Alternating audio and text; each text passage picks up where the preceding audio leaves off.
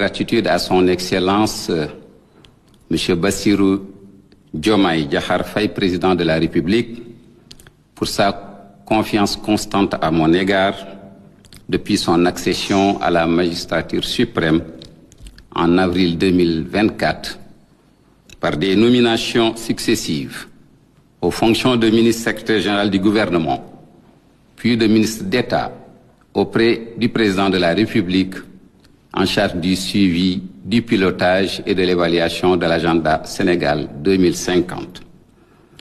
Cette confiance culmine aujourd'hui par cette nomination en qualité de Premier ministre. Je considère cette nouvelle charge comme un sacerdoce. Sacerdoce qui a toujours été mon seul viatique, tiré d'une part de mon éducation familiale et de la devise « Savoir pour mieux servir » du Prytanée militaire de Saint-Louis, qui m'ont formaté. Et d'autre part, de ma longue carrière professionnelle à la Banque centrale des États de l'Afrique de l'Ouest, BCEAO, de novembre 1985 à mars 2026. Je voudrais saluer le travail fructueux, effectué et qui a permis de doter notre pays d'un agenda national de transformation, d'un master plan, d'un programme de redressement économique et social et d'une stratégie nationale de développement quinquennale sous l'impulsion du président de la République et la coordination du Premier ministre sortant, M.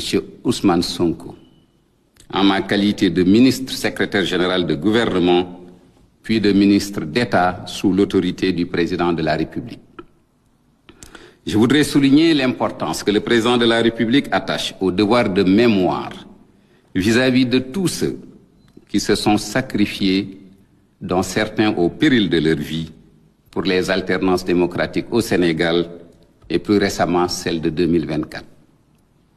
Je démarrerai ma mission sur une bonne base, à savoir les réalisations du gouvernement sous les orientations du président de la République, notamment dans la déclinaison et la mise en œuvre de la vision Sénégal 2050, la reddition des comptes et divers autres domaines maintes fois rappelés en Conseil des ministres et lors des interventions solennelles de M. le Président de la République.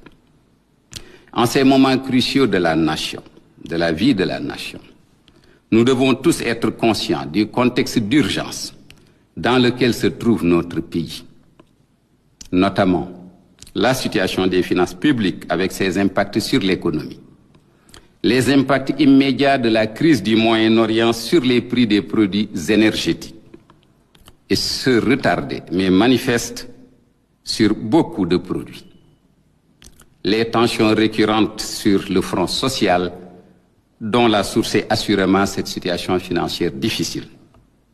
Et enfin, l'environnement sécuritaire sous-régional délétère.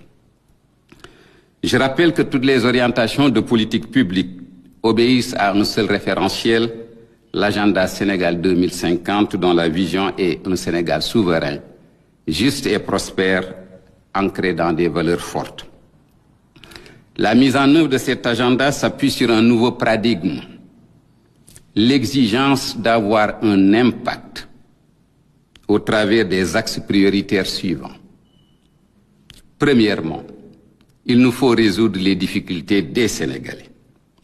Deuxième axe, le djoub djoubal djoubanti dans toutes ses composantes, qu'elles soient sociales, territoriales, comme pour la gouvernance.